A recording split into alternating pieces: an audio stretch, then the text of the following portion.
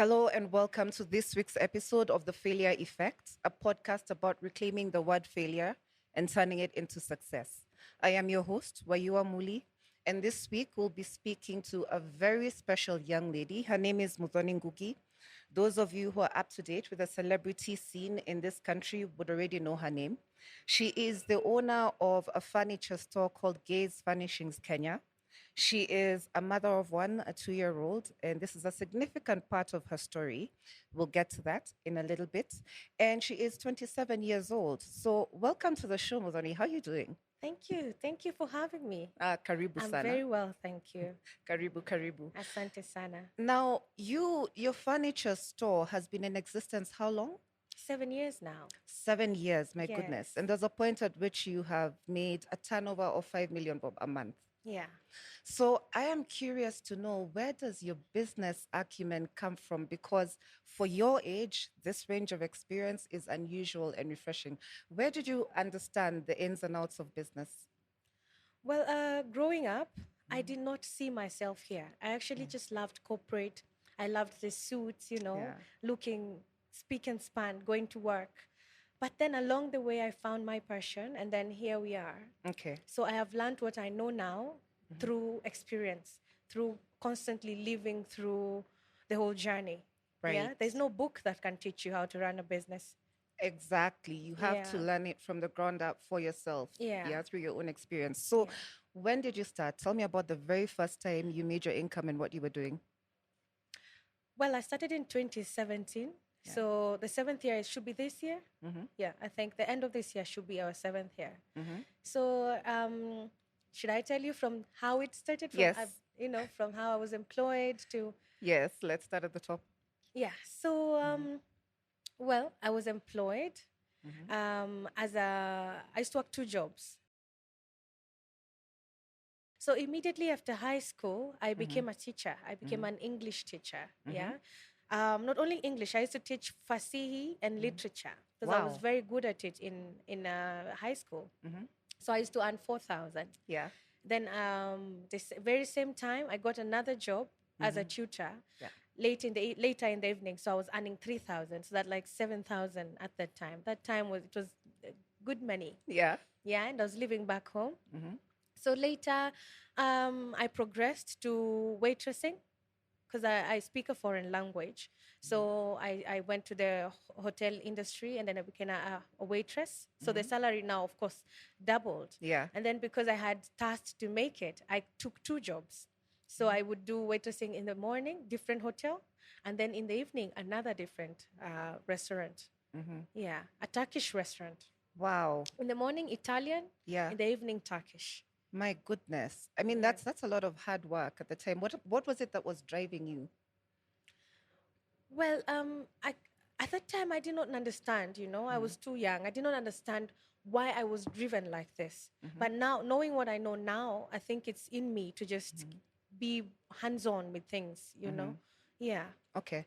So from waitressing to interior decoration and furnishings, how was No, that? no, no. So now I became a waitress. I was working 2 jobs. And then from there, I was like, no, I still like to go to the corporate world and dress up, like I told you in the beginning. So one day I was just walking down the supermarket in Yaya and I could not afford anything.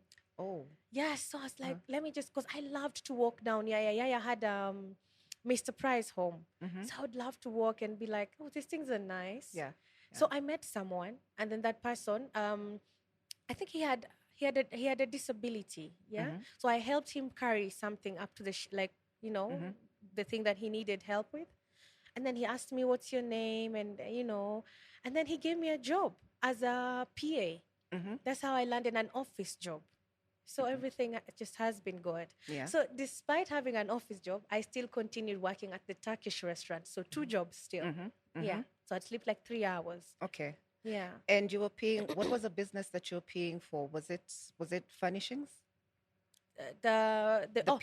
This was a property. It was a Okay. property company. So I continued. So in the property company, I learned so much because I was being paid 15,000, I Wow. think, but take home was about 12,000. Yeah. Yeah. So I felt like I'm underqualified for this job because now I dress up to work and I use the computer. I had not even gone to computer school yet. Right. So I felt like I'm overpaid for this job. I felt then slowly I started developing this thing in me that to whom much is given, much is expected. So I started learning and yearning to learn, everything about an office, how to do filing, how to email, how to, all those things that office work needs. Yeah. So now with that, I left the job and then I got another job at a PR firm. Now this was this was it for me because now I feel like, oh my God, I have a career without even starting one. Right. So when I got this other job, it was like 50,000. Wow. Take home was 40 something. I don't remember. And I was like, oh my God. So I'm used to surviving with under 15,000. Like I would pay my rent about 10,000 and the other things like fare. Then the night job is for food. And, there's a way I had organized my life. So now here I have like 50,000, let's say that. So I stopped working at the restaurant because now this was more demanding. Yeah. So now I thought to myself, if I'm used to surviving under 15,000, what am I doing with all the other money? That's like a lot of money, yeah? So I did a standing order at Steamer Circle, and then there's a part of my money that I would not see, so I continued living small, the same way I was living, the way I was used to, because nothing had changed. I had not bought anything of a significant, and I was still a baby. I was thinking, what am I doing? So I put a standing order for it to go to that account.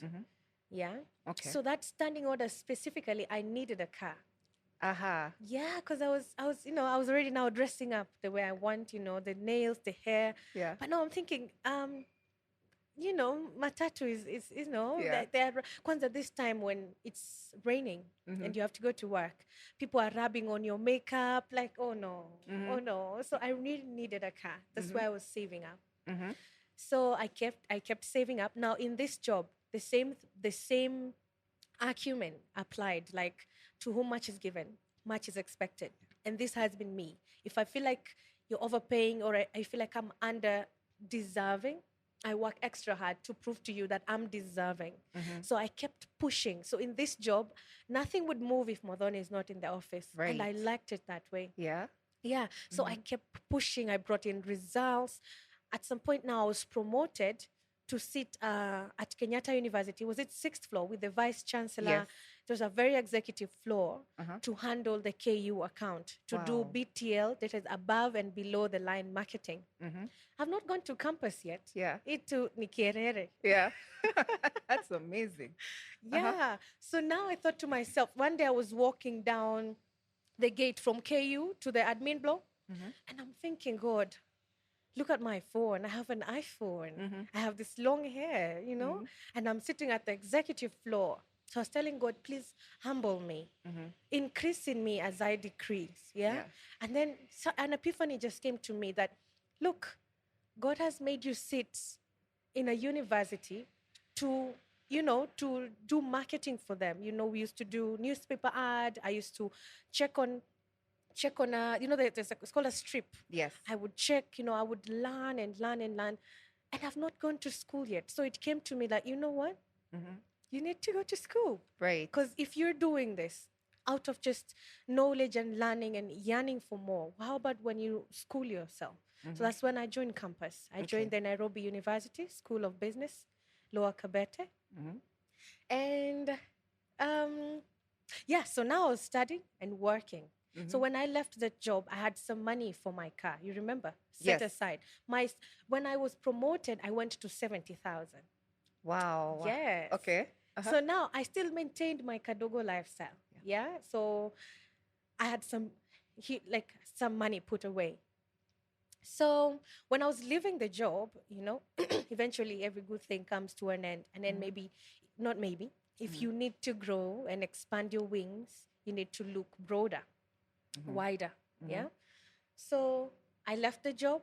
Now I took a sabbatical. I wanted to just rest and buy my car and now live lavish. Yes. Right? Because I could check on the numbers. I'm like, at my age, I'm doing well. But I kept telling God to increase in me so that because I can easily, if you are in the world, you can easily be like, do you know who I am? Yes, yes. Right? So that money set aside was for a car. So I was shopping for a car. Then one day I get to this car yard and I want to buy this car. Then it was an Indian salesperson, or rather the owner. Then he said, do you have a job? I said, no. I just left the job. I want to rest. I think I've worked so hard, And then he said, then I'm not going to sell you the car. Wow. It's like, what? But I have the money. And it's like, because you're living in verse, you're living the other way of life. You're supposed to have a business, then buy the car. Not buy the car, then have nothing to sustain the car. Eventually, if you buy things that you don't need, you'll end up selling the things that you need. That's what he told me. And I went home and it's like, what is wrong with this person? Yeah. So this is a part that I have not told you. This whole time when I moved from home when I was 19. Yeah, 19. And before I moved home, there was this advert I used to watch. It was a detergent advert. And this lady was looking nice with her bob wig. She was wiping her countertops. And it looked so spick and span. It's like, this is the kind of life I want to live. So when I was moving out, because I was a good kid, so my mom just prayed for me. I didn't run away. Yes. She prayed for me and she gave me like sufurias and stuff. But I said, no, I want just a padlock. Because a padlock was expensive at the time. Yeah. And the sufurias that she had, I wanted a different kind. The one I saw in that advert, I wanted everything top tier, So I said, no, you can have that your life. I wanted this life. So when I moved to my house when I was 19, I was living. Okay, I put my bag down and then I put a rag, my bag with clothes. That was my pillow. Okay. And then I would cover myself with a kikoi. I came with a kikoi. Wow. That's all I had.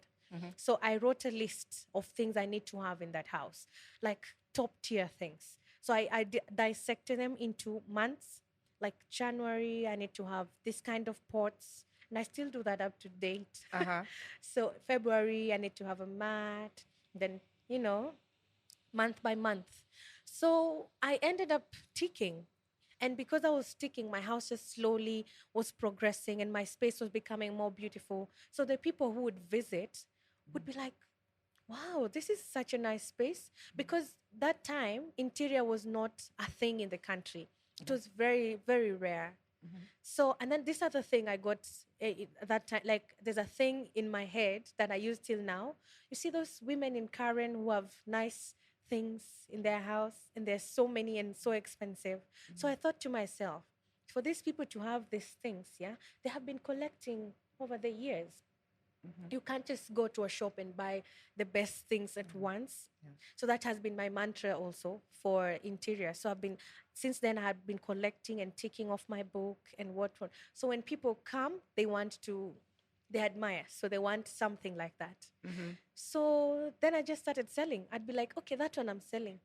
And this one I'm selling. So my house became a showroom. So I would sell, replace. If it's a couch, I would go to a local fundi, make my couch the way I want, Google the best. At that time, keeping up with the Kardashian was a thing. I don't know if it's a thing now. I don't watch it anymore. But I wanted that kind of lifestyle. Yeah. So I would go to fundis and they make it for me. Even the fundis would be shocked where I'm coming from with this kind of designs. They'll be like, hey, yo, madam, siezi. So I would hype them, naeza. So even if it has an error, I'd be like, they tried. Yeah. Okay. So then I would sell things in my house. Like I sold 3 pieces of, maybe 3 pieces of the couch, the set, 3 times. Sit on the floor, make a new one. Sit on the floor, make a new. This whole thing I was doing while still working my job at KU. Right. Under the PR firm. Yeah. So this would help me to move around, fare here and there, so that my money that is put away to this standard, what is it called? The standing order. Yeah, to the standing order remains as is. So I would find other ways to survive and forget that I have that money and that side. Yeah. So I was building this. I did not know I'm doing this as a business. This was not my idea to do a business. This was to facilitate my life Right. to a young corporate woman, with ease.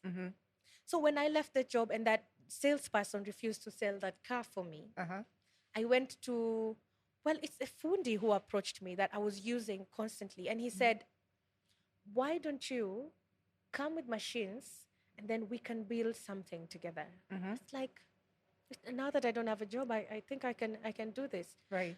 Yeah. So I put the car idea aside and pursued money. I pursued business with this money. So I got machines, got a place, and then we started. This is Wow. how Gaze started. So that's the other thing about you, is that I don't think a lot of people know this, is that you're also a huge fan of education, right? So you are doing your business course, right? And then you've also done a couple of other courses in the meantime. Yeah. Yeah. What have you, what do you know about? Tell us what you studied. I have done a bit of HR.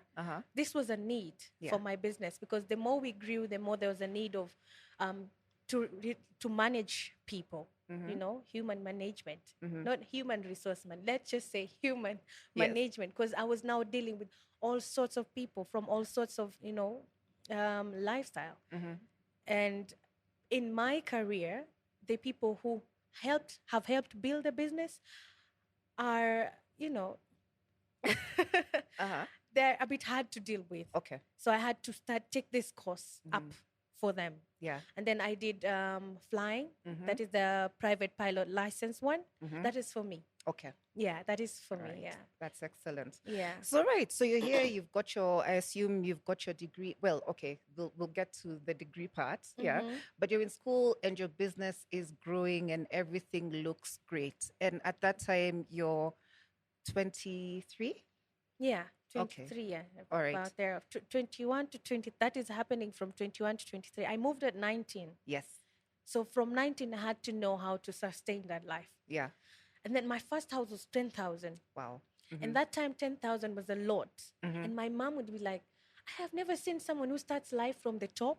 Your fall will be so hard. I'll be here. I'll not even be here to catch you. Oh. So each time I slept on my bag, the bag was the pillow. And the kikoyo I used to cover myself with, I was like, so now, what if I fall? There's so many things came to my mind. Like, what if I fall? What if this happens? So that fear of failing kept me on my feet. And I wanted to make her proud. Okay. Yeah. Okay, excellent. And then what happens at 23? Someone walks into your life? Well, that's that's way further. That is now is it 23? At 23, I had bought a house. Yeah. At Kamulu. Aha.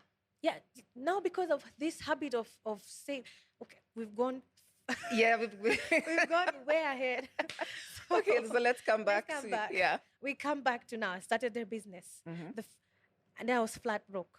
Yeah, because now it's not giving. I don't know what to do. I've already bought the machines there, so now what? Yeah.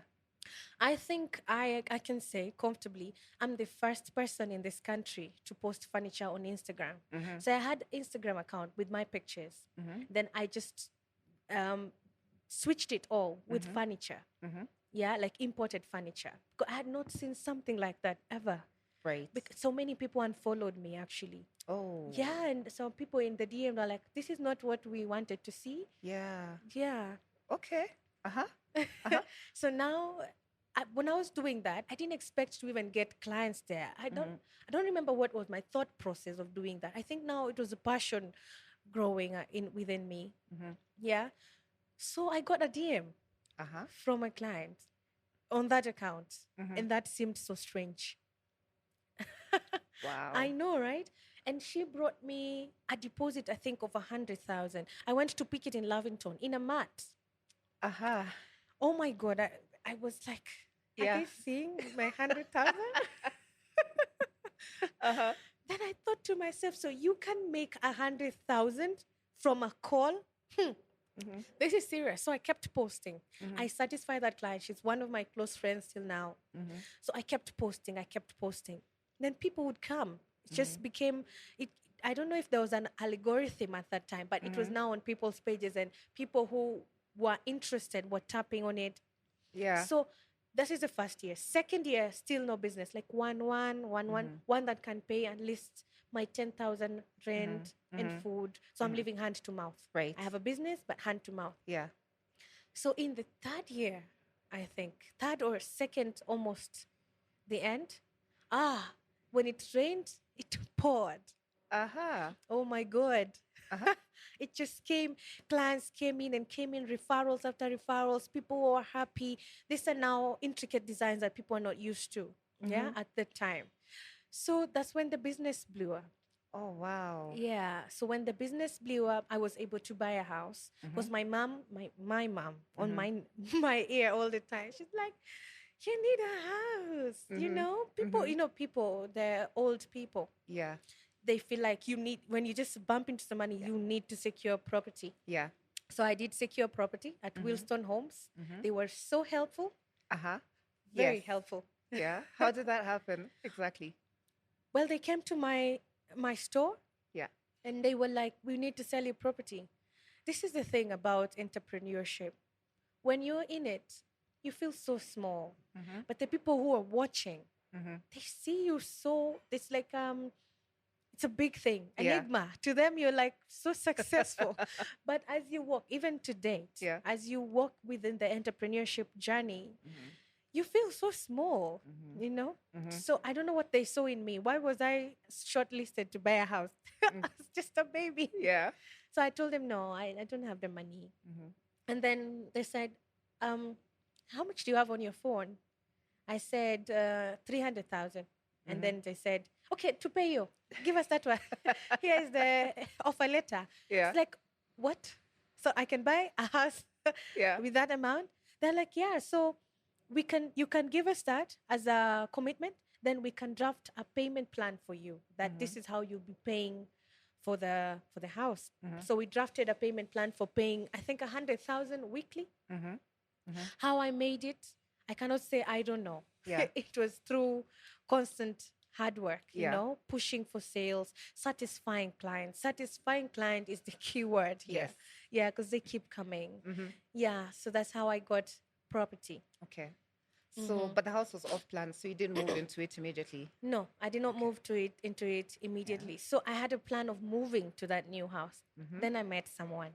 Aha, right. So this is, I think, what everyone has been discussing. So before I met the person, Yeah. I was feeling like, Muthoni, you've done so well. Yeah. You need someone. Because now I had made like a small space. I'd moved to a bigger house. Now, no, it's not 10,000. Now it's bigger, but not crazy amount.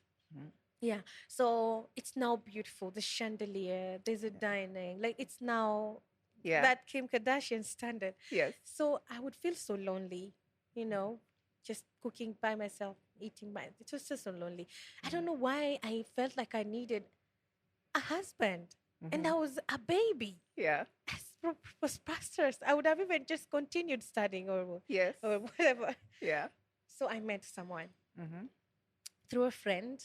So because I don't go out alone. I'm an introvert. So this particular friend of mine, this one time, she's like, oh, you're so upfront. You need to come for these things.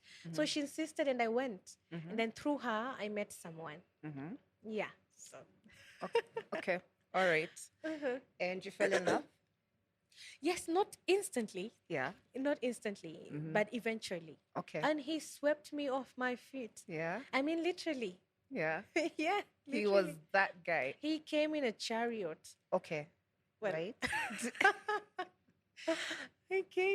He was tall and Yeah. he looked like he knew what he's doing.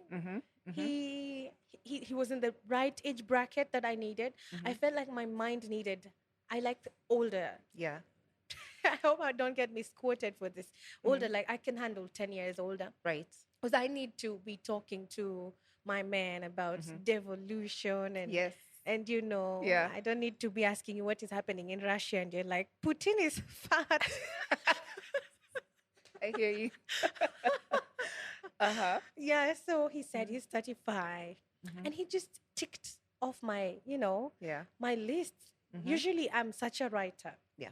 Yeah, I told you I used to write for month one. I write this and this. So I also journal a lot Yeah. of my thoughts and feelings and things I need in my life. So up to a certain point, everything that was happening in my life was not a coincidence. I had written it down. So I would refer to my books and it looked exactly like what I had written. So at that point, I had written, I needed a man and he had this kind of qualification and this particular person ticked the box. Okay. Yeah. So it was a whirlwind romance, I suppose, for how long? Sorry? It was a whirlwind romance for how long? Well, I don't know how to answer this really, but it was good. It was Yeah. good. For the past 3 months, I was thinking, God, this must be a reward for me for being nice to people, for also not going to drink at the club. I've Right. never been that kind of a girl. Okay. So I was thinking, now me to God, you must be rewarding me. I see you. Yeah. Thank you. I see you got me. I thought I was in love. Right. Yeah. Knowing what I know now, that definitely was in love. Yeah. So, yeah. In the third month, he had already moved into my house Okay. because my house was better than what he had. So he had moved into my house. And then now we were discussing on marriage and also moving to a bigger house. But now he found me moving to the house that I had bought. That I was in the process of moving. Yeah. So we were supposed to be handed over maybe 3 months from that time that we met. The property, yeah. Right. So I had bought a few items. I think I'd shipped in half of a container of high-end furniture Right. for myself. Uh-huh. Yeah. So I'm in this business. So I knew how to find my way through this. So he found me in the process of moving and I was like, okay, why don't you move into my house? He structured himself to look like he had something going on in his life. So I thought, why don't you move in to my house? And then you can either pay me half of it, then we can go on, or just pay me all of it, then I can pump into business and we'll be living Yeah. in your house. Yeah. It will have been easier for you because off plan was it 3.38 million? Okay. That was cheaper because Yeah. now we are selling it at 5 to 6 Okay. million. Okay. Yeah, so I would have made his life easier. Yeah. Okay. What did he say to that, to the proposal? Well, he said, I can't live in your house. And I'm not comfortable living in that particular house because he had moved into my house, but not with his clothes. And he was just spending too much time there. So I'm Yeah. assuming he was living with me because if I come from work, he's there. In the morning, we wake up together. Yeah. This was a fairy tale. Okay. Yes. Yes. Yeah. So he said, I cannot move into that particular house. I'm not comfortable. Actually, it's very far. So he said, this is my budget. Let's look for another house that we can, stand alive together. Yeah. Yeah, just the two of us. So in this whole time frame, he had met my mom already. Okay. He was like, I need to see your mom. It's like, this is it. Yes. Yes. So he went to see my mom. Uh-huh.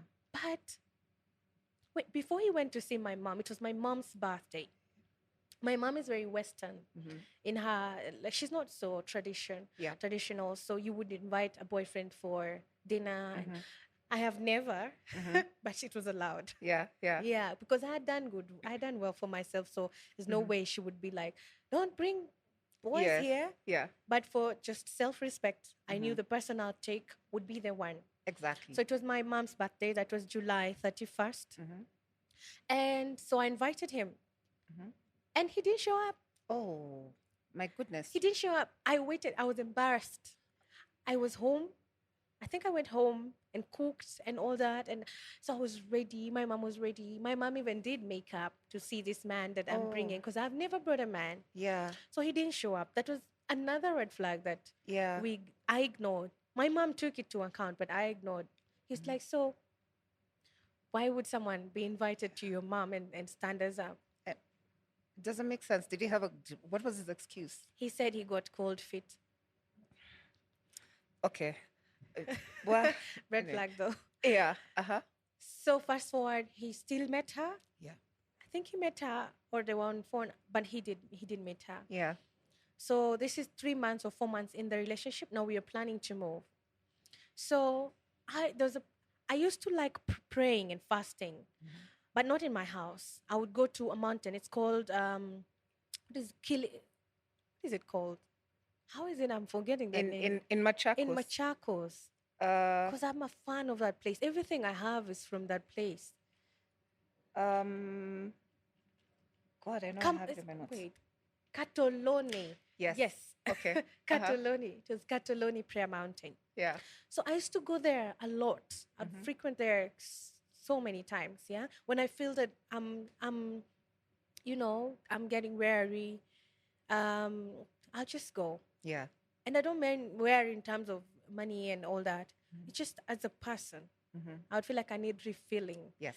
All the time. And even instead of going to a staycation, that would be my staycation. Because I'd go there, take a blanket, spend a week, 3 days, and come back. Okay. So on my way back, there are these houses that were being constructed just at the junction of Machakos. And I love them so much. So every time on my way back, I would pass through that house. And this mountain, because my friends would be like, I need to know your secrets. Like, let me take you. So every time I would even go with my friends, I would drop by that house on my way back to Nairobi and show them that these houses, this is like Europe. This is where I want to be. I want to be in this kind of houses. So when he said his budget, my mind just came.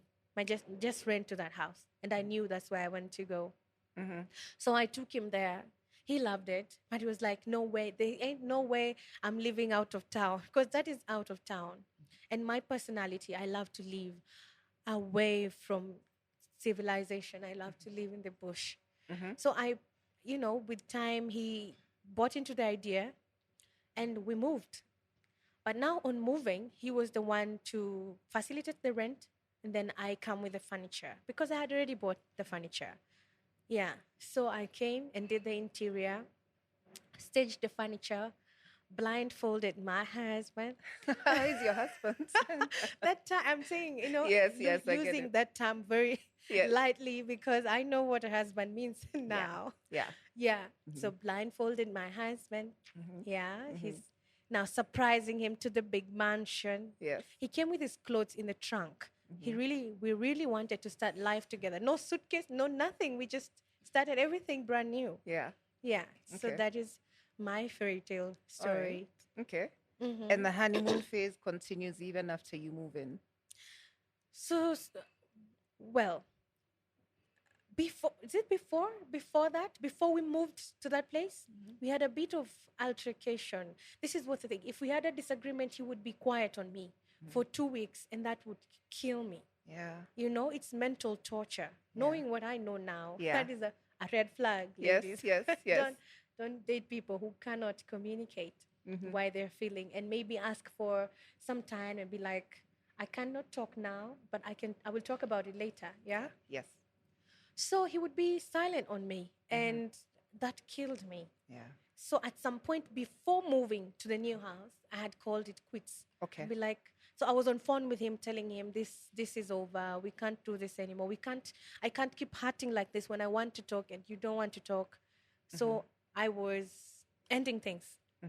And in that process, I don't know, something told me to taste pregnancy because I was feeling funny, So when I'm calling quits with him on phone, the line turned out 2. Oh, wow. You were pregnant. I was pregnant. In the middle of a breakup speech. In the middle of and this is all under 6 months. Oh, wow. That was, Yes. it moved like a train. Yes, this Yeah. was a train. In under 6 months, we had traveled. I Yeah. think all weekends we were away on vacation around the country. Yeah. Okay. So, so you told him on that phone call that you're I breaking did up. tell him on that phone call, and he was happy. He was happy, and he came home and reconciled. And this seemed like a sign. It was like, good. Yeah. This is your, Yeah. this is your, this So is your cue. Yes. Yeah. But- And then this is what I've not told you earlier on in my life, because of running into such an amount of money when I was younger. So I up to date, I prioritize health and education.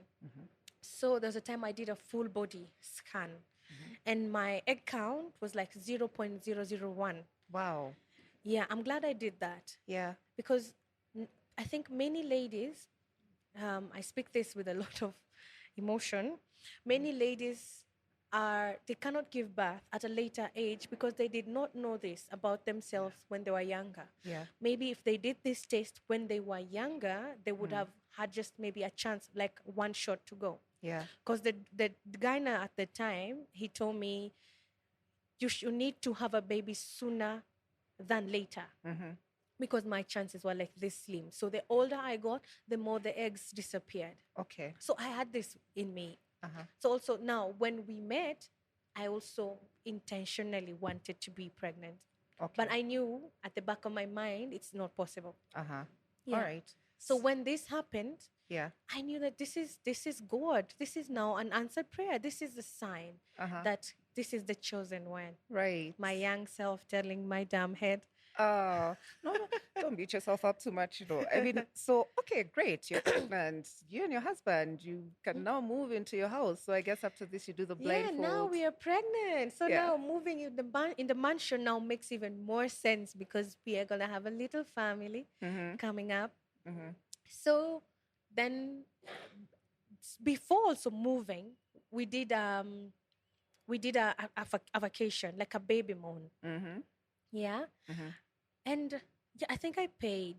Okay. Yeah, because my mom, growing up, my mom traveled with me a lot, like across the world. Yeah. So traveling has been within me. So I knew with a man or someone I love or with my child, we will travel a lot.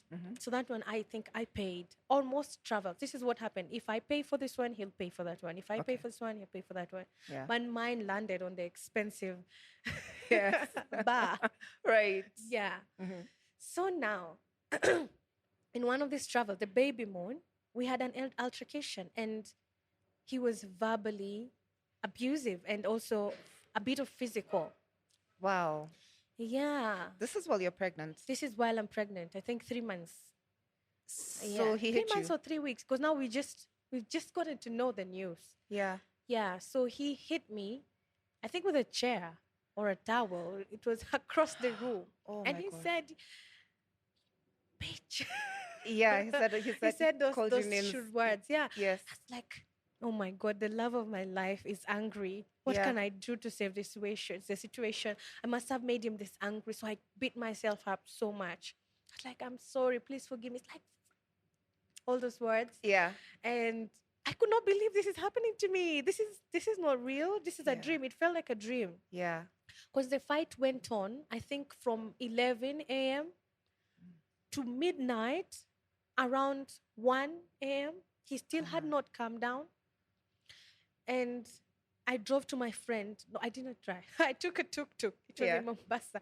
I took a tuk-tuk to my friend's house, pregnant, crying. And I slept at my friend. So we came back on different flights. Okay. Yeah. You come back and you go to the same house. Were you afraid of him? Well, I was afraid of him because this is not something I'm used to. I've not even seen my mom going through this. Yeah. So at that time, I was not thinking this is something I'm going through. I thought this is just a moment. Yeah, I made him angry.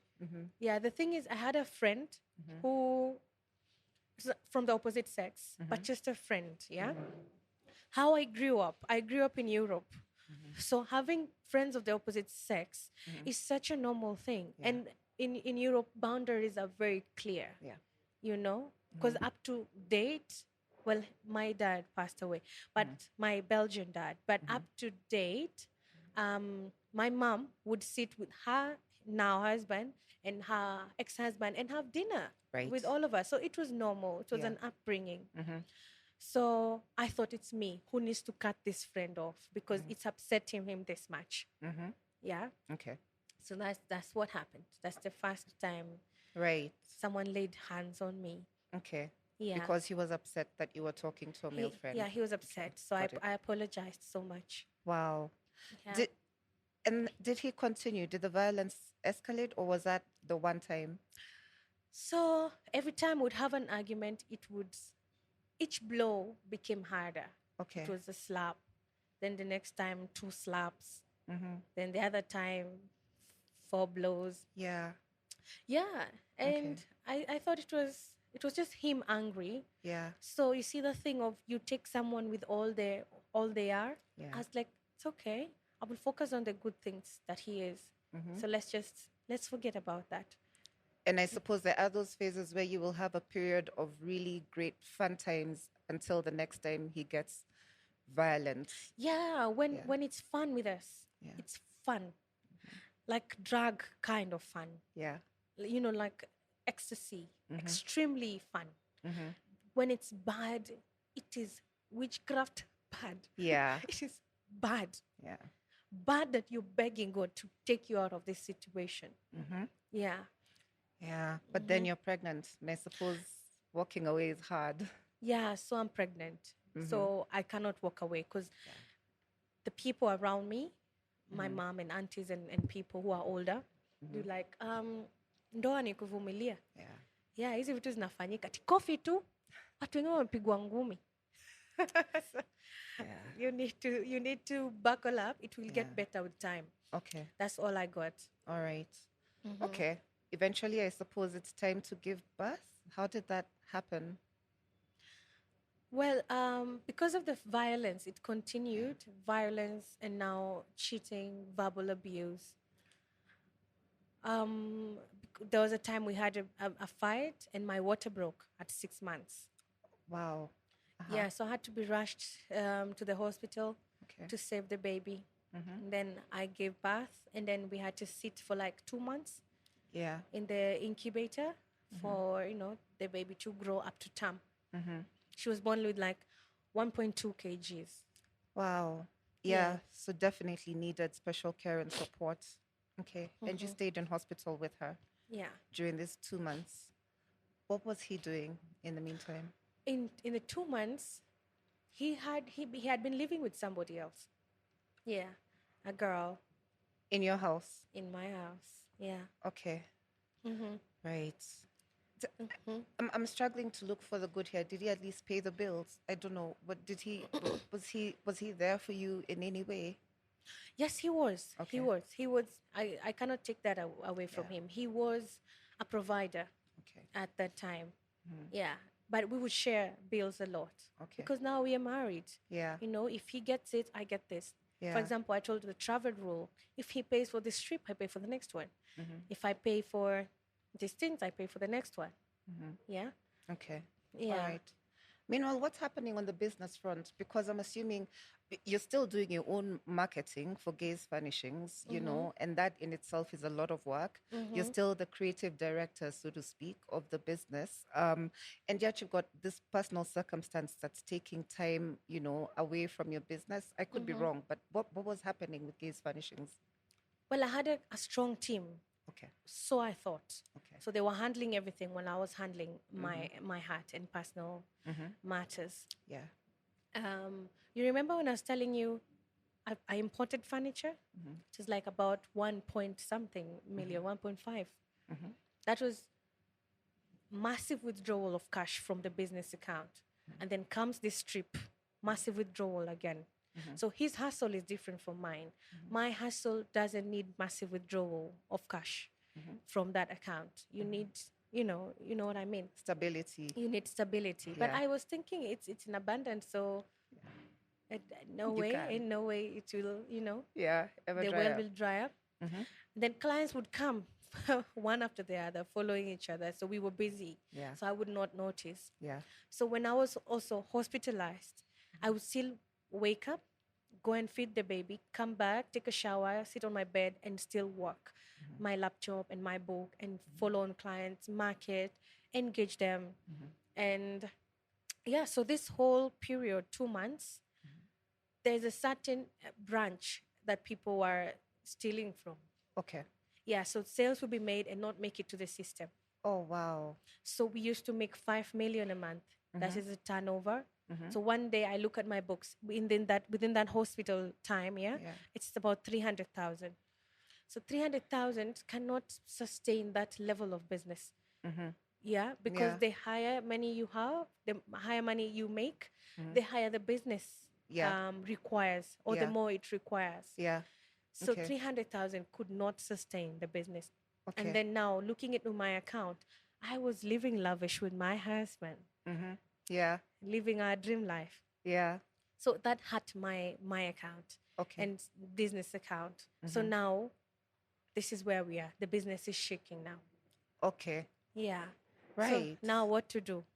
Uh-huh. Because when you're running a business and you're the owner, you start realizing that there's no one else who's the owner. Yeah. You don't have anybody to report to, Yeah. and you don't have anybody to blame. You just got yourself, and you need to get these people so that you don't sink, Yeah. because they all think you're doing well. Yes. So what to do? Now we are in rent arrears. Yeah. So the client still kept coming. So when a client brings a deposit and the landlord is on the door, what you do, you offset the landlord and keep marketing, and then give a time frame that can still get other clients to cover up for this one. So that method worked for a minute, but not too long, because it's not sustainable. You cannot use clients' money to run a business. That's a mistake Yeah. that people do and they don't know. Yeah, you have to let the business run itself, and then you let the clients, the rolling payments are from one client to the next, I Yeah. suppose. Yeah. Yeah. Okay. If you're running a business like that, it's not a business. Yeah, It this is is a true. kiosk.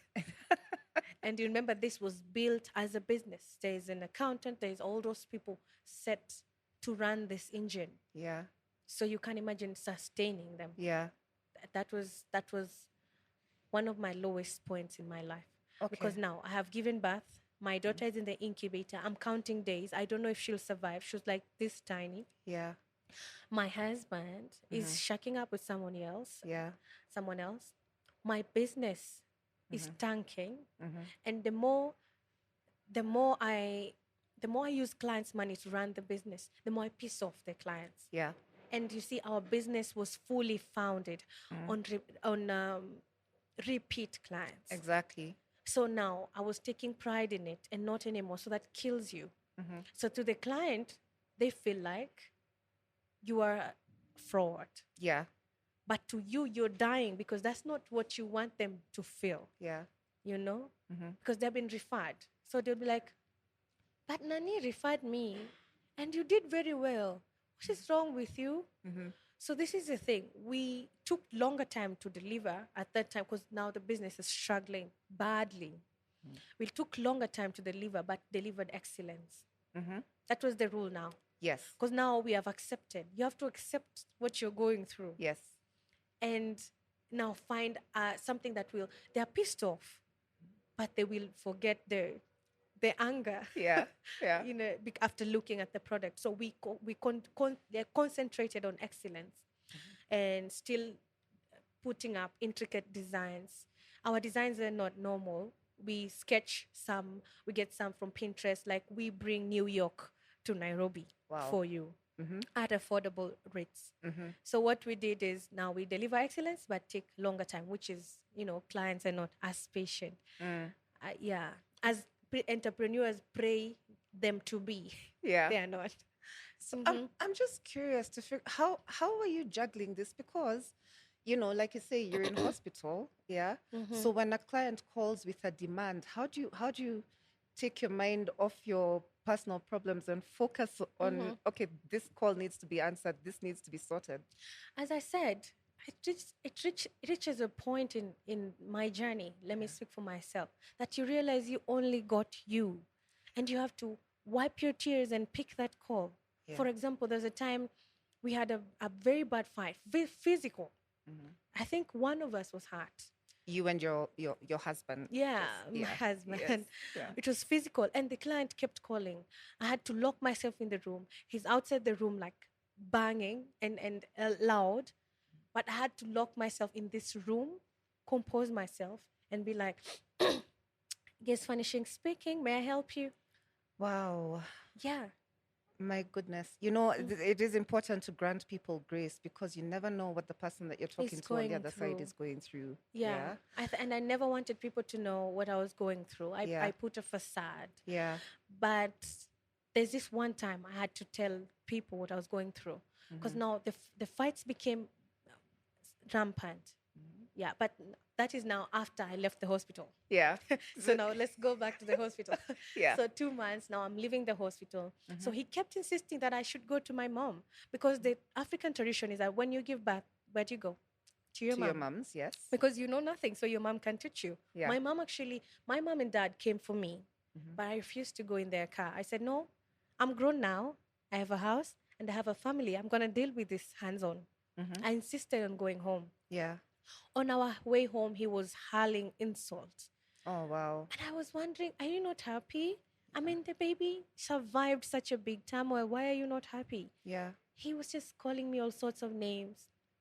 But by this time, my body, my mind is getting used to it. Yeah. So I'm just like, this is him being him. And I thought this is now what marriage is. Yeah, marriage is the downs like that. The ups were looking kidogo, but the downs were many. So I thought this is it. This is the measure of a strong woman. Right. So we get home. On the same night, he beat me up and stepped on my back. My goodness. I think there was an altercation because I was wondering. When I got home, I could find traces of the girl who was living there. Because the reason why he wanted me to go home, it's because they had a party the following day. Oh. And now she did not have time to collect her stuff. Okay. Because now they knew I'm going to my mom's. And now I've changed my mind. Yeah. So I found traces of the girl and I was agitated. But at that point, I'm not as angry as I was when this whole thing started. Yeah. I had found a way of bottling up. Yeah. So he kept just telling me bad words, insulting me. And I think I hit him or pushed him. Hell broke loose. Yeah. He stepped on my back, beat me up. I think now I lay on my bed. I'm just from the hospital giving birth. My baby's on her crib. In her crib. So I lay on my bed and then put a pillow on top of my head. So I could hear blows. Was it pillow? No, there was no pillow, but it felt like there was a pillow on me because I could hear blows on my head and stamp on my back. And he's a huge guy. But my mind shut. So I'm like, no, this is not happening to me. So my mind wandered. I'm like, no, that is somebody else. So maybe when he's done, I'll just continue sleeping. So my mind went blank. Yeah. Yeah. I understand that. So completely. from that time, now the blows became even harder. I remember this one time, he was strangling me. And then his friends were in the house as well. So they were trying to remove him from strangling me. So as soon as and he was like, you cannot leave my house with my child. If you're leaving, she's staying. This is a newborn. This is a newborn. Who's just come out of an ICU. Yeah. Right. So at that time, I don't remember why we called her 1 month old. 1 month now out of the tummy. Yes. As she should have. Yes. But ideally, she's 3 months. Yes. Yeah? She's like a tiny baby. Because we were released at 1.8. Okay. So she's still like just small. So, So when I managed to release myself from the strangle, his friend helped me. Okay. I ran out. I ran out of the gate barefoot, and I've never gone back to that house as a wife ever. Okay. That's how I left my marriage, barefoot. Okay. So I went out the gate. I think he was running after me, but now because I was faster, and I went out, I jumped into a tuk-tuk, and the tuk-tuk, it was even going the wrong direction. Yeah. It went to Machakos, and then from I alighted and took another back. And I think I had my phone only. How I got my phone on my hand, I don't remember. So I took another tuk-tuk. Was a tuk-tuk or a mat back to Nairobi. Got to Cabanas. So I knew from Cabanas, if I take a mat to my mom's, people will recognize me. Yeah. Because he was somehow popular in the social scenes. Yeah, I wasn't popular, by the way, and I didn't like it. Okay. But through association, I became. Okay. But the business was very popular. Very popular, but nobody knew the person behind the business. But through association, eventually, people knew. So I was afraid of someone recognizing me at that stage. I'm running. I have no bra. I'm in my pajamas. My breast milk is up to my feet because now it's pouring down like this. Yeah. Yeah, it's going Wow. down, and my hair is a mess. Mhm. So I ran out. Before I ran out, I thought to myself, so I will die here because of a baby. At that time, I was like, I'm leaving. So Yeah. I ran out. From Cabanas, I took a bike to my mom's. So when I was on the bike, a client calls me with a certain issue of the delay and all that. And I remember that time I just told her, look, I'm coming from a violent marriage. I just ran out now. Could you please let me organize myself, then I'll call you back? And she's like, okay, I'm so sorry. That's the only time I told a client Okay. this information. Mm-hmm. So I went to my mom's house, and my mom was like, no normal person, my mom and dad, no normal person would be with a 1-month-old just from the incubator without returning. So they knew he's normal. He will return the baby. Yeah. So we sat and waited. Uh-huh. 9 is here. 10 is here. 11, 12. They call. Hello, are you returning the baby? He said, no, What? I'm not returning the baby. I will hire a nurse to take care of the baby. Okay. So you see now, this is another thing, take home. Before you marry someone, look at what that person fears. Check, who does he fear? Because if he fears nobody, who are you? Because Exactly. this is your wife's parents. Yes. Yeah. Yeah. So he refused. My mom called. So we thought my mom is a soft spot. Yeah. He refused. Oh, So the man. whole morning, the whole night, I just stayed up. I looked at the ceiling the whole night because I was wondering, oh, what did she feed? Is she okay? Mm-hmm. Yeah. Yeah.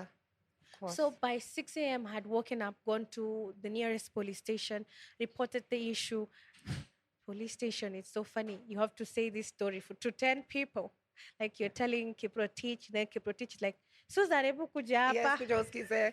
And Sikia on- kenye huyu and- madam anasema. Yeah.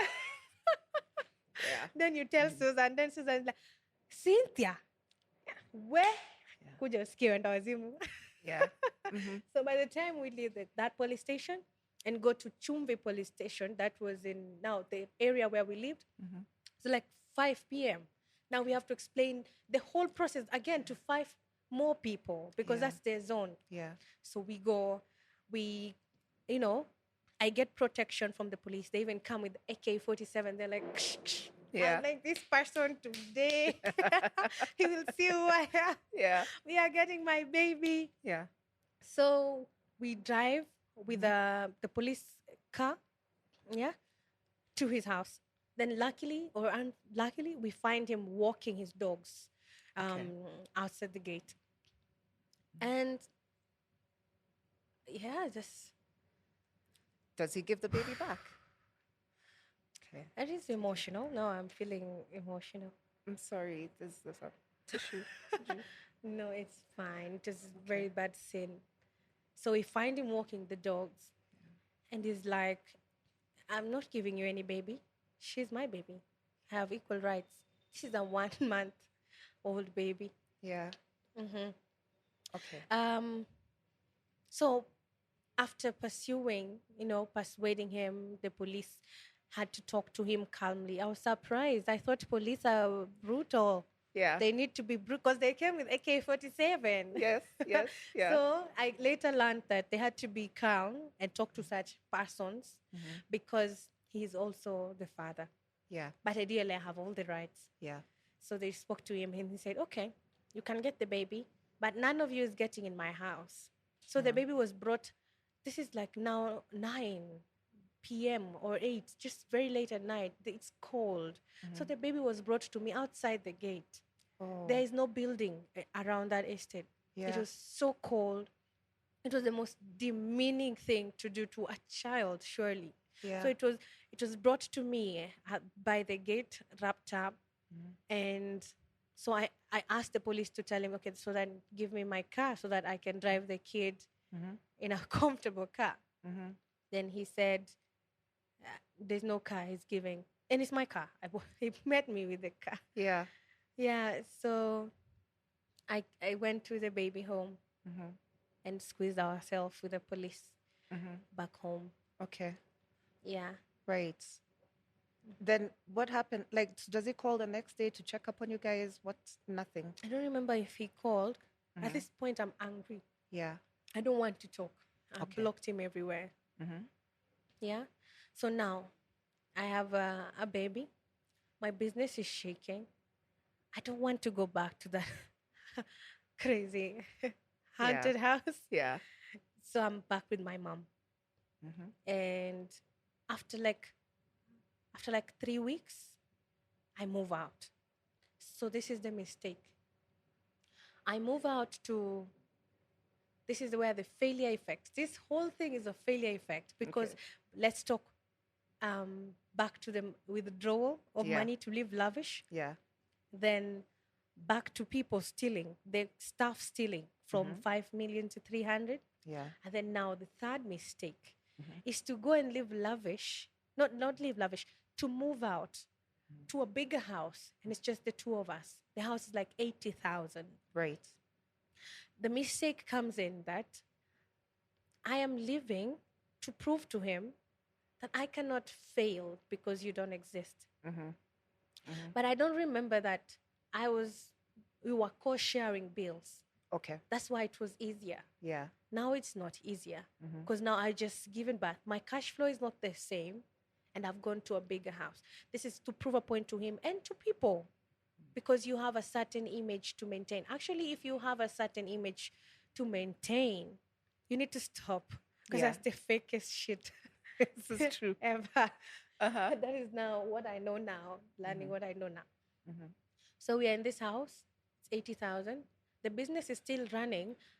As always, nothing has changed, but the income is too low to maintain all these kinds of things. Now, this is an added cost because I wasn't paying rent. Yes, I was paying for bills, I was paying for food, I was paying for trips, I was paying for things here and there. And we were two very expensive individuals. Yeah. But it's not the same now that you're by yourself. Mm-hmm. Yeah. Okay. Yeah. So you're in the house. Did you have furniture? Because I remember you left all of your furniture. No. Yeah. He did not give me back the furniture. Mhm. Yeah, because you see, he had brought girls in the house already. Yeah. So there's no way he could start explaining that these are my wife's furniture. So he did not bring the furniture, and then we were not in talking terms. Yeah. So later, like about when the baby was like 6 months, we got to talking terms. And so he agreed to give me back the stuff. So what he would do is if he buys a fridge, he gives us back the fridge. If he buys a TV, he gives us back the TV. So we had to wait for him to buy stuff for himself first for us to get. So Okay. in this time, it's hurting the baby because now we don't have anywhere to cook from. And I don't want to buy because I'm in denial. Why am I buying twice? Yeah. Yeah. So we are a friend of mine, a friend who was with me through this adversity. She lended me a duvet. Yeah, she even became one of my best friends. Okay. Yeah, she lended me a duvet because now we were just covering ourselves with a kikoi, me and the baby. Yeah. Now I could not give her milk anymore because it's dried up due to stress. Yeah. And also because you don't have a fridge to store the milk that I would have pumped. Yeah. Yeah. Yeah. So it just dried up. Okay. So your baby's on formula. My baby's on formula. Okay. And that's also another expense. Right. Yeah. And business at this time still it's still going along. Very turbulent. It's going along, but going along, it's going downhill Yeah. gradually Yeah. until one time it went like down now completely. But now Okay. this is gradual. Yeah. So I'm thinking I can handle it. So what do? I take a loan against my car Okay. to sustain the business. So this is okay. I still have my car and I've gotten some money from this person and this Monanchi credit. Yeah. Yeah. So yeah, to facilitate the business to continue running. So then this the owner of that company, I had paid kidogo kidogo, you know. So the owner of this company tops up for me. Because I don't know what happened that I got to know him. Then he tops up the loan for me. Okay. So now everything still feels okay. Yeah. Yeah. Yeah. And yeah. Yeah. But Life. that is another mistake. So I'm drowning because you don't take a loan to remove yourself from debts. Business loan is very healthy. Actually, I feel like if you don't have a loan in your life, reevaluate your Right. life. And I mean the good kind of loan. Yes. Yeah. Loan to go to school, Mm-hmm. that there's good debt and bad debt. Yeah. Yeah. So I feel even if you're approaching me as a guy Yeah. and you don't have a loan, You're like, where are you growing at all yeah, even? Yeah. not only alone, you don't have debt, Mm-hmm. then where's your growth? Where's the space? How are you growing and where are you coming from? I don't relate myself. But if it's the bad kind of debt, like for lifestyle and Yeah. that I don't relate also. Okay. All Yeah. right. So Okay. now Mm-hmm. that is mistake number 4. Yeah. Yeah. Getting a loan to get yourself out of Yeah. debt Uh-huh. from, paying for the shops and um, making the clients happy. Yeah. Yeah. Okay. And then also moving to that new house. That's Yeah. like 3 times rent. That is expensive. Right. Mistake number 52. Yeah. Okay. So Yeah. how did you what happened? How did you get through this next turbulent period of your life? So I continued living like it's normal. Yeah. I've not felt a hit, but I had a mentor, and this mentor I would not tell him everything, but the few times I would call him and be like, "Now I'm stuck," he'd be like, "Why don't you just live below your means like you used to? You remember how I got here? My business became successful because I was living a Kadogo lifestyle. I was in my 20,000 house. That's why I was able to pay for a new house, buy at 100,000 weekly, Mm-hmm. right? Yes. Because my lifestyle was small. My shops were like 35 and 30. I had still this saving thing that I acquired from way back. Mm-hmm. Yeah, so that is another secret to people. If you want a successful business, cut on cost. Live below your means and be very comfortable living below your means. Exactly. Yeah, and another thing, if you don't care about your bank balance, if your money is working for you and you've invested somewhere and you have 10,000 in your account, it's okay. Yeah.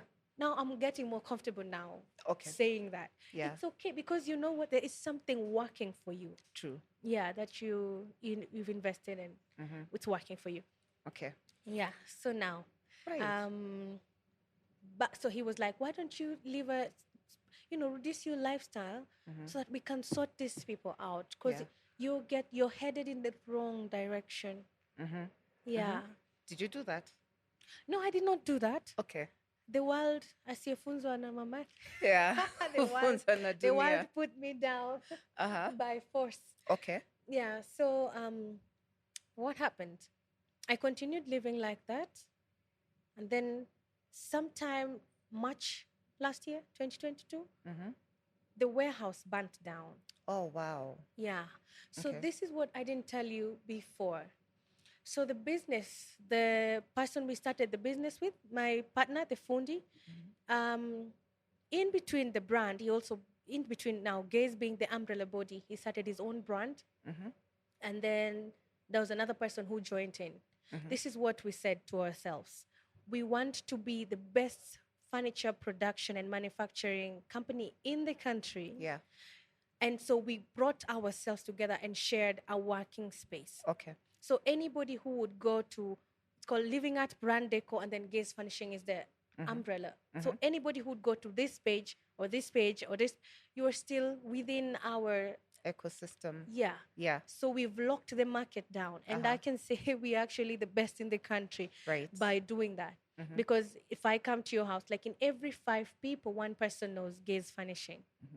Yeah. Or the 2 companies that are acquainted with Gaze Furnishing. So if I come to your house, I see something and I ask you, where do you get it from? Living Art. I'm like, oh, thank you so much. Yeah. So that's how we locked the market. Yeah. So March 2022, the warehouse burnt down Wow. with goods. Each person who was involved, the 3 partners, myself, and the 2 people. I think each person lost goods worth 10 million. Wow. I think mostly, let me speak to mine was 10 million. Yeah. Yeah. Oh 10 my goodness. If it's not 10 million, by the time this fire debacle happened, I was in debt of 10 million. Wow. This is the people's things which have burnt, Yeah. and they needed to be dispatched out. Mm-hmm. And also the massive withdrawal that I used to do, Yeah. that's also created debt, Yeah. because I used to take clients' money to pay the shop rent, sustain life, whatnot. So these collective mistakes costed 10 million. Mm-hmm. Here I am. I'm Wow. 10 million in debt. Okay. I don't know what to do. Yes. So what did you do? I think I tried to commit suicide, Oh my goodness. because there's no way I was going to come out of this. Mm-hmm. And then now I don't have a husband. Not that he never contributed to the business. He found it as is. Yeah. But there was no comfort. Yeah. I'm by myself. Mm-hmm. And so, yeah. So I tried to commit suicide. I did a lot of pills. Which So before the pills, I was in depression, bad depression. I lost so much weight. I was like 55 kg. Like if you do, yeah. You I'm would, gone. There's the yeah. 55 kg good, and Yeah. there's the 55 kg unhealthy. Yeah. So my friend, her name is Maureen Waititu. Mm-hmm.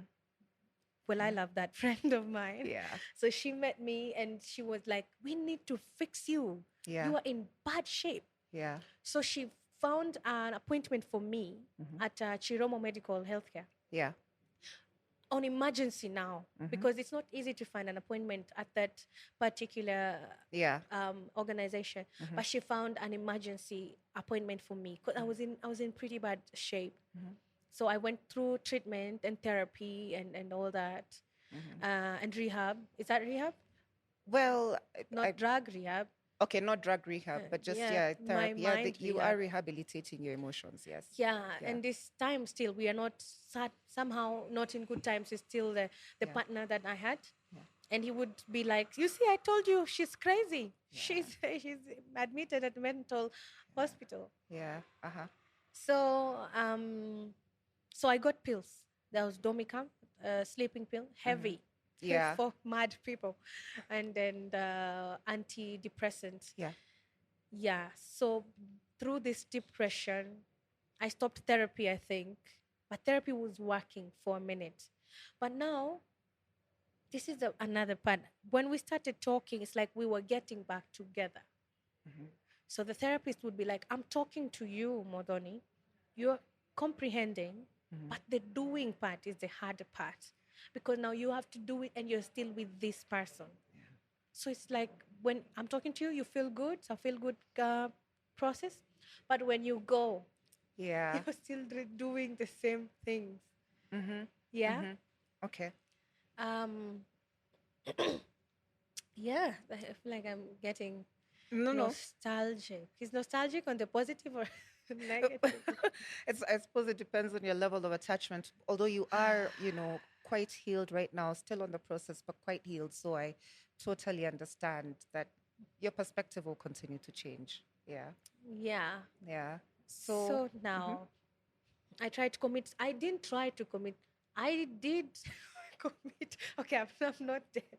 But Yeah. I did swallow like a bunch of pills, the sleeping pills. So I didn't want to wake up. Okay. So at this time, I'm not, because before I decided to do that to myself, I thought of my child. But then I was like, of what good am I? Yeah. If I'm this broken, I'm such a shell. Yeah. I can't handle this anymore. The pressure is too much. Yeah. Because now, pissing off clients, it's not a lot of clients. It was, let me tell you, because after this process, I did a whole list and called each one of them. Yeah. And was not me, my people called each one of them like, hi, how are you? How's your furniture doing? Is it fine? They are healed and the furniture is fine. So, but when you're going through it, you feel like it's a lot. Yes. So it felt like all the clients, but it wasn't. It was like a 30%, but that 30% it drove me to almost the grave. Mm-hmm. Yeah. Okay. Right. So I could not handle this anymore. And meanwhile, you still have the loan that you're servicing. Yeah. Now about the loan, because of the pressure, the intense pressure, I had to return the cars. I had to just do this, to take the cars to them and be like, please, I need to sleep. Take Yeah. your car. Okay, Yeah. it's my car because I bought it in cash. They were my cars, but now it's like theirs because they owe me. They what I owe them. So I took to them and said, just take it. I need to sleep. It's okay. I will buy another one. Yeah. So that was at least one burden off my shoulder. Yeah. Okay. All right. So I have tried to commit suicide. Yeah. To taking like 10 pills. Yeah. I woke up sweating, Oh. like heavy sweat. Yeah. Yeah. And I didn't die. Okay. God wasn't done with you. God wasn't done with me. I think that's when I got an epiphany that you are meant to do this. Yeah. You are meant to do this. You are a boss. You see the way people call themselves boss, babe. Yes. Oh my God, it takes so much to earn that name. You know? Yeah. I felt like that it's me. I need to take control of myself and my life, and I need to just write a plan and get out of this. Okay. So what I did, moved out from my 80,000 house, went to live with my mom. Okay. So that is cut. Yeah. Yeah. Moved back home with my baby. Wrote a list of all the debtors that I owe, even if it's 200,000. No, sorry, 200 shillings up to the highest. Yeah. Oh, and I didn't tell you this part. This whole part of clients being pissed. Yeah. There was one Uh-huh. who was pissed and locked me in. Oh, wow. You ended up in a cop station. Yes. Okay. Uh-huh. What was her basis? Nelson Mandela situation. Oh, wow. I'm so Yeah. sorry. Uh-huh. Well, it's her right. Yeah. Everybody has a right to react the way they want to. Yeah. Yeah. But I'm saying this because I'm trying to be as raw as possible, because maybe there's someone out there who goes through this and doesn't know if it's normal and how to come out of this. Yeah. I feel like failure is part of the process, because if you haven't failed, then you haven't started. Then what that make you? You know, there has to be that one business that goes wrong. There has to be that one day you speak as a speaker or as a script writer that goes wrong. That is script one for the rest to be perfect. Yeah. If you don't have that, that means you haven't started. Then what are you? Yeah, exactly. It's the not doing, the not starting that is perhaps the thing that you should be trying to avoid. You know. All right. So now I write down 200, do the guy, Right. 50. So I would tick, one by one. If it is the client, I call them. Now this is the hardest part, because you have to now call them by yourself. There's no one who can do this for you. Yeah. Because it's you who understand what's going on. Yeah. And you cannot tell them the whole stories that have led to this ripple effect and the failure effect. Yeah. So you have to be honest. Because at first it was like, the materials are late. The pot, Yeah. But then again, I came to this conclusion that if I tell Susan and Karanja and Mwangi, Susan, the materials are late. Karanja, the fundi broke his arm. Then Wamboi, I'm sick. Then they meet. Yeah. What will that make you look like? Yeah. So total liar. So for the first time in my life, certain things like honesty, like the truth will set you free, made so much sense. So I picked my call, as hard as it was. I had like two friends, a couple, a husband and a wife, who are my friends up to date, hold my hand, and I made these phone calls to all these people and be like, I know I messed up. I know you trusted me, and this is what has happened. I know it's none of your business, but please give us this certain time to either pay you back or deliver this item.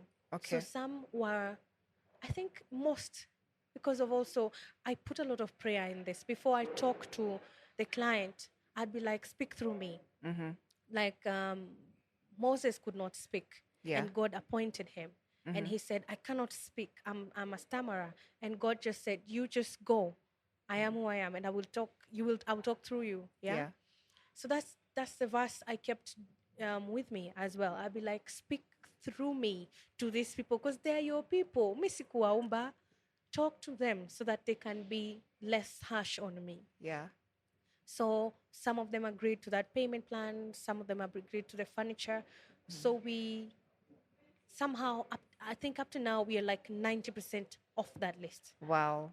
Yeah, so it's like a bit of 10%, which we're still dealing with. Yeah. But of this 10%, all the new ones are impressed. So we are creating a new database. Wow. And then guess what? Uh-huh. The people we started the business with, the people who have made gaze to what it is back then, before this debacle, they have all come back because Oh, their wow. furniture is now weary. Oh, congratulations. So see God. Yeah. God can restore when you feel like Yes, you've there's reached the no end of, hope. yeah. Yeah, because I had gotten to the rock. I think there's there a bottom after the rock. That's the one you reached the basement 2, basement I 3. was the basement 4. Yeah. Yeah, but I feel like now, yeah, Okay. God has taken me through that. All right. So now I'm at my mom's. That has helped also cutting debts. Yeah. So I go to work running people and taking care of people, but I'm coming from my mom's house. Uh-huh. And don't be ashamed to go to your mom's house. I mean, you came from her. So what is the worst that could happen? Then this thing also, people have demonized failure and they really make you feel bad about failing. It's okay. Put your chin up, shoulders high, shall be well. Yeah. I mean, I turned out well. Yes, you did. Indeed, you have. It's Yeah. very, very impressive. And I'm glad that you're coming right back. So now we are running the business on a more different, more experienced level. Yeah. Yeah. Yeah. Yeah, You- and now the turnover times are faster because if you turn around the furniture faster, the money circulates faster, and Yeah. you're able to pay the debts Yes. that were lagging, Yeah. and you're also able to move forward. Yes. Yeah, Yes, indeed. yeah. So are you back to being, 5 million turnover a month, or is it still a work in progress? It's still a work in progress. Okay. But now it doesn't matter.